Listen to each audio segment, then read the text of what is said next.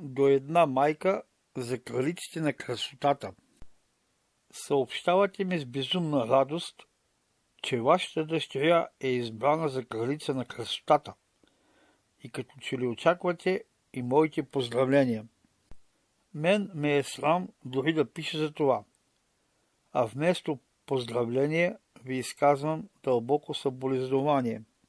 Не знам защо в писмото си вие пишете още: моята дъщеря, като образована девойка, е много поласкана от това. Какво може да се каже за образованите и необразованите в наше време? Между многобройните съвременни кризи, кризата на образованието е една от главните. Знае ли се кой в по-голяма степен може да бъде наречен образован? Една градска дама или някоя свенлива пастирка в планината?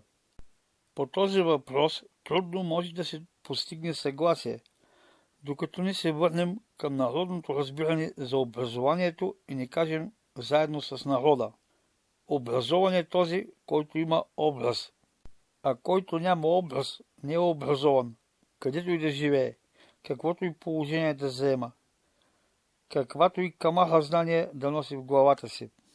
В нашите шумадийски села за красотата се говореше шепнешком, а за характера гласно. В това намираше израз дълбокото народно съзнание, че красотата е нещо преходно и независещо от човека, а характерът е непреходен и зависещ от човешката воля. Знаете ли народната песен за милица девойка?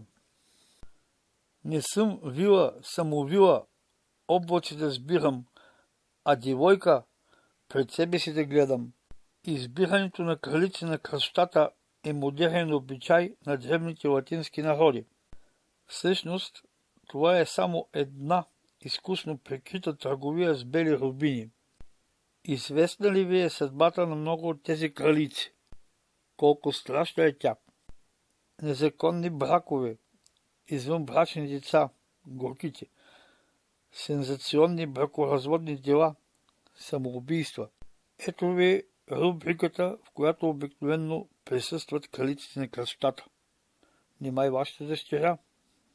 По-добре би било да й дадете да чете записките за героичната гибел на нейния баща в Цар планина, отколкото да я извеждате на това шарено и опасно тържище. Кой може да ви гарантира, че вашата радост няма скоро да се обърне в неизказана тъга и слам? Такъв слам, че да се заключвате в къщи и да не смеете да се покажете по светло на улицата. Да знаете, че съседите злорадови се присмиват и от това сърцето ви още повече се къса.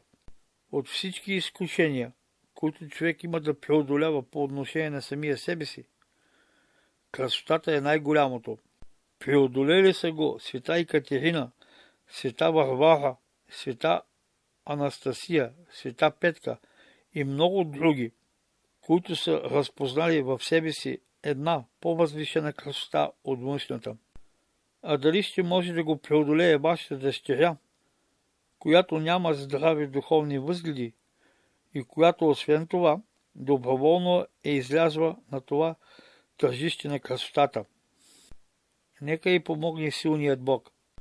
Но красотата, както и богатството, и дори още повече от богатството, води до надменност, а надменността е гледчер, от който неминуемо следва свличане в адската бездна.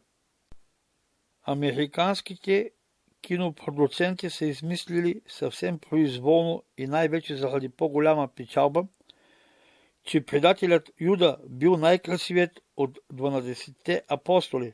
Това естествено не може да бъде доказано по никакъв начин, освен с неговата смърт. Както навярно сте чели и слушали, неговият край е бил подобен на края на някои модерни крале и кралици на красотата. Този прекрасен Юда, след като предал Божия син, отишъл и се обесил. и като захвърли сребърниците в храма, излезе и отиде да се обеси. Който стига далеч, следвайки дявола, трудно се връща в правия път. Какво да ви посъветвам? Омъжете дъщеря си, колкото е възможно по-скоро и колкото по-скромно, толкова по-добре. За някой фурнаджия или обущар. Разбира се, ако някой такъв почтен човек се реши да вземе върху себе си такава отговорност. Така можете да се надявате, че ще доживеете да се радвате на законни внуци и да благодарите на Бога. С своето всемогъщество Творецът може да запази човека от падение по хлъзгавия път, по който е тръгнал поради незнание или слабост. Нека да помогне Той и на вас, и на онези, които вие обичате повече от всичко на света, вашите деца.